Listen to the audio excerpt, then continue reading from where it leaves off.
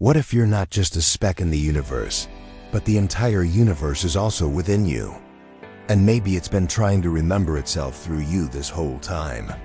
Have you ever stopped to wonder what exactly you are? Not your name, your title, your image, but the core, the essence beneath all the noise. Because when you strip everything back, your memories, your labels, your culture, what's left is something strange, something ancient, something divine. You're a collection of atoms held together for a few fleeting decades by a force even physicists can't fully explain. On a suspended rock in a black sea of silence, surrounded by stars that burn and die without knowing your name. And yet, you think, you feel, you wonder. You fall in love, you cry, you dream. You imagine places that never existed. Why? Why would a universe so vast, so nonchalant, give rise to something that asks why it exists? What are the odds that from all this apparent chaos, consciousness would emerge? Even more, why would that consciousness ache for meaning? Why would it yearn to transcend its body, to make art, to write poetry, to pray in the dark?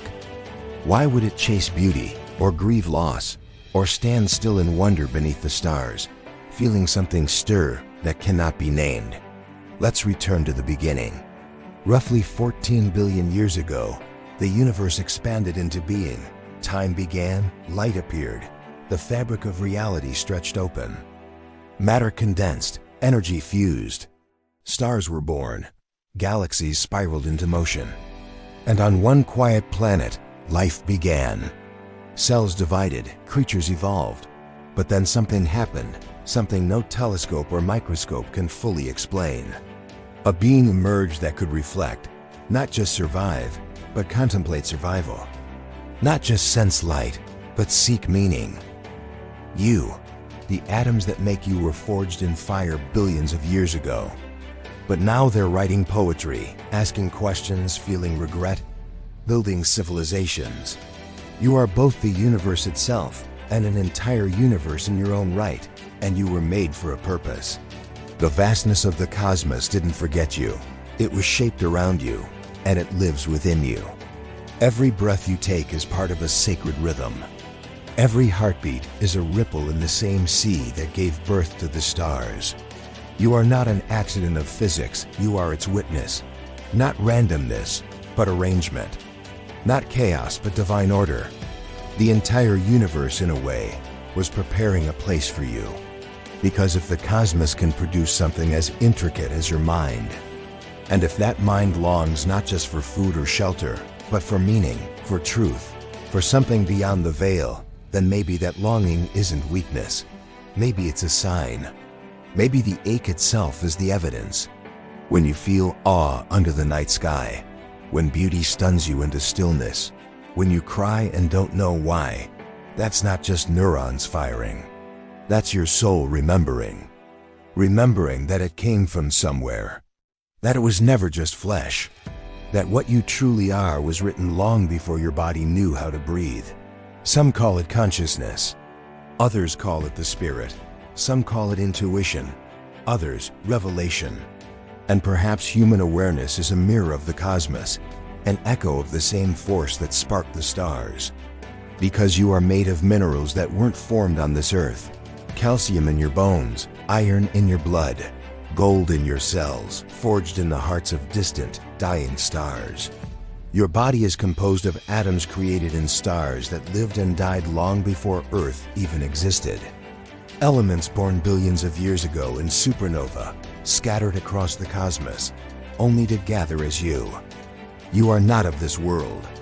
You are the residue of stars, proof that you came from elsewhere, and perhaps were always meant to return.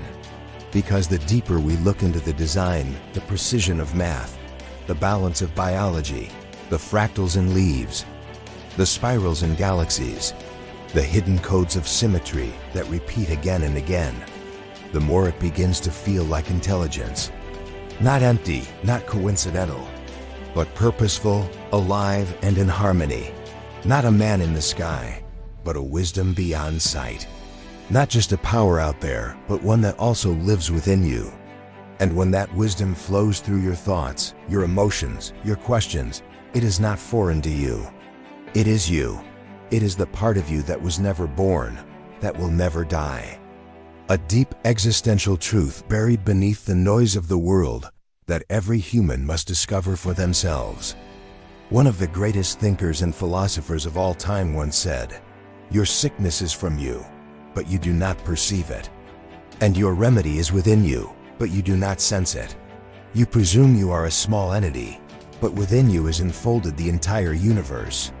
So perhaps when you search outside yourself in galaxies, in science, in ghosts, you're really just circling back to something that's always been inside. A knowing, a pulse, a light. Time and space may feel external, but they are shaped by how you perceive them. Your awareness is not in time. Time is unfolding within awareness. The world is not outside you. It's mirrored within you. Not just in your mind, but in your soul. You are the seen and the seeker, the question and part of the answer. So what if you were never meant to just exist in the universe? What if the entire universe was made so you could exist? Not to worship you, but to allow you to witness and remember itself through you. It's not just that you exist, it's that you were meant to notice, to reflect, to wonder, to return. So the next time you feel lost or broken, or too small to matter, remember this. You are not looking at the universe. The universe is looking through you. You are indeed the evident book, by whose alphabet the hidden becomes manifest. Therefore, you have no need to look beyond yourself. What you seek is within you, if only you reflect.